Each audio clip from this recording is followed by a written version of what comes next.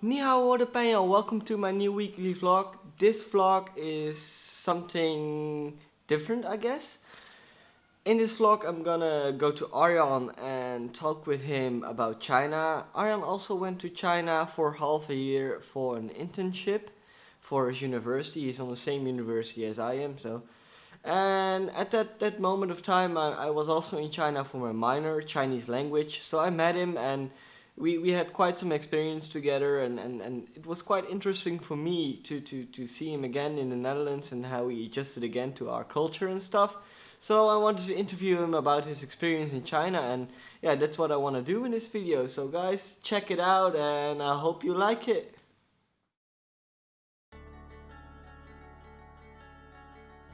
你好我的朋友, welcome to my new weekly vlog. As I told you earlier, I was gonna visit Arjan to talk about China. Arjan also went to China, and yeah, maybe, well, introduce yourself to my viewers. Who are you? Alright, well, my name is Arjan. I'm a 25-year-old student on the Han, just like Matthijs. I study multimedia design as well. And I just came back from half a year in China following an internship. It's actually the same one that Matthijs did. Yeah, that's true indeed, because yeah, I met you in China. Yeah. I went in China 2 times, one time for my internship and one time for a minor Chinese language. And in the second period with my minor, I met Arjan. And yeah, we had quite some experiences in China together, and maybe he's interested to talk about it. So Yeah. so let's ask you, like, it's interesting to know. For me, China was this country unknown to me. Mm-hmm. So why did you choose for China? So what's interested you to go to China and not to like America or England or Carlson country? Alright, well, of course we all have to do an internship during our study. Yeah. So I wanted to make something really special about it. Yeah, I wanted indeed. to do something I would not do just that fast out of my own. So I do really like traveling. So I really looked around for the options that Yeah. our school offered for following an internship outside of Holland. And I really couldn't make up my mind about it. So I spoke to a lot of people, one of which is Matthijs. And out of those stories, I heard about this small country on the other side of the world called China. Well, small. Yeah, exactly. And that it really sounded like something extraordinary, like something I wouldn't come up with on my own. So Yeah. it was all for the adventure in the end.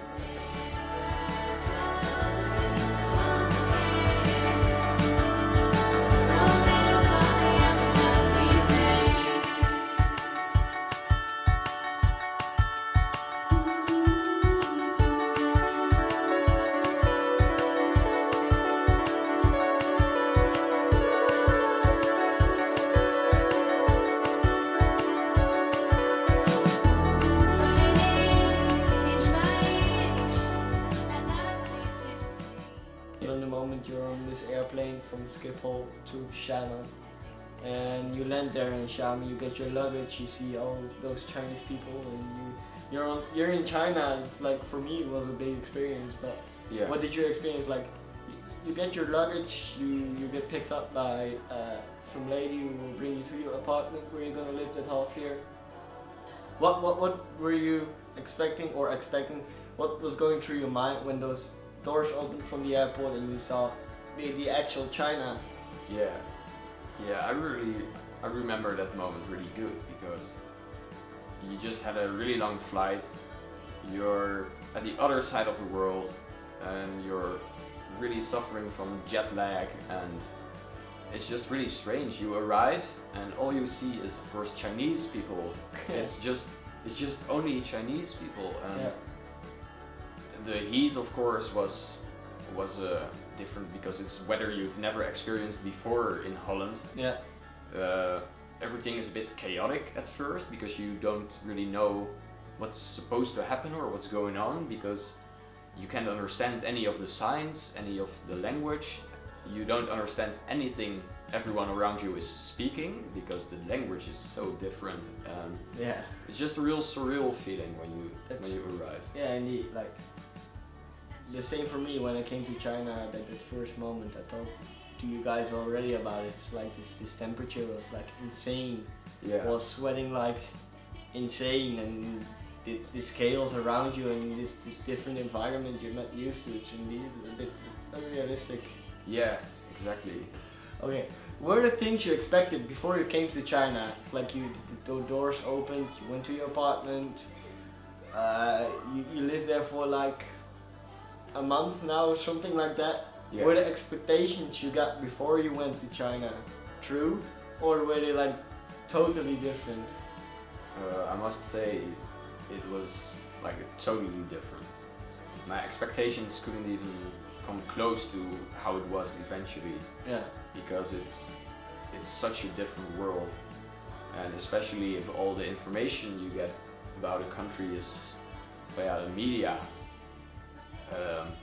Yeah, it's so different. Yes. It's like what I just told about me expecting all the police officers to watch everything you do and everyone really behaving orderly, and no, it wasn't anything like that at all. I got like a really free feeling when I was there. Like really the feeling that anything is possible, because the people over there are doing the same thing actually. It's nothing at all with my expectations. Okay. So you come to this country, China, and you live there, as I say, for a month. The expectations are not what you had in mind. Yeah. So you have to adjust to the way of living in China, because it's totally different, as you say already. So what are the hardest adjustments you had to make when you were in China? Like this is this culture shock around you. Yeah. And you have to adjust, but what is the hardest thing to adjust to? I think for me personally, the first thing that comes to mind is the food actually. Of course, language is a big issue, but you can overcome a language barrier with using your hands and feet and pointing, and of course you've got the internet on your phone. But the most difficult part for me was the food, because I suffer from a disease called celiac. You really have to watch what you eat. So that was the most hardest part, because you have to be wary of it all the time. And if you can't read the language, you can't really ask people about what ingredients they use for the food.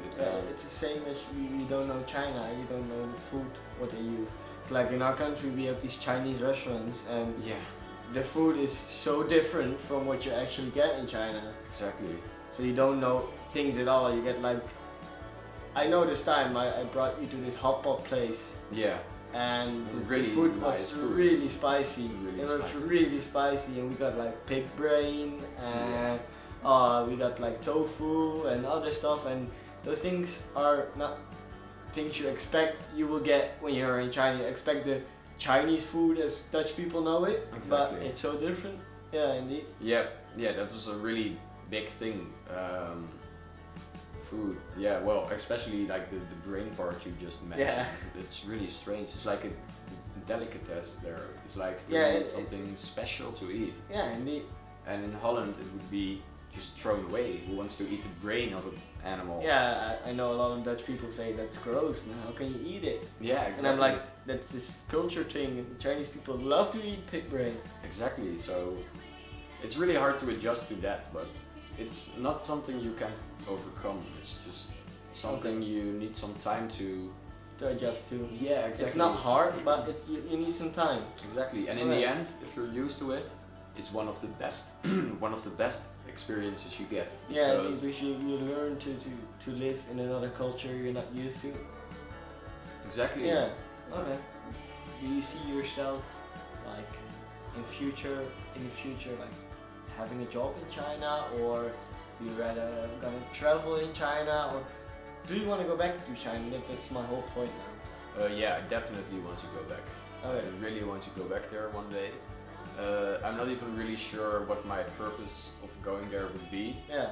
But I'm willing to change what I'm doing just so I can go back there one time, because I really loved it over there. Just when I left, I was only there, of course, for 5 or 6 months. Yeah. And after those months, I just got the feeling I was really getting used to living there, and But then I was ready for more. Yeah, then that moment comes, you come back to this country. Yeah, exactly. You come get back this, home. like this reverse culture shock. You have to Yep. adjust to this country and culture. You come back, and at first everything is really great again because you see all your friends. Indeed. And you get to do the things you were used to doing them again. At one point for me, I started to miss the things I had in China and I can't really do in my country, I guess. Like these small things, that you're just gonna start miss for me actually, so that's why I'm curious. Yeah. It feels like I'm more restricted over here than I was over there. So it's even more free in China than we are. Or yeah, what? that's a strange thing. Especially it's pretty strange indeed. Yeah, but it's also a great thing, and I can't wait to see where China will go in the next couple of years. Yeah, me neither. I really want to be there to see it change. Yeah, me too. That's why I'm so excited about China. It's why I do this whole project. Yeah, exactly. Thanks for this interview, and let's cut it off right here. As you see, China is amazing, as I told you already. I'm really excited about China. Even he is excited about China, and he have been there like half a year, so that's pretty amazing to see that other people have the same thoughts as I have. So yeah, thanks for watching guys, and see you next time. 再见。再见。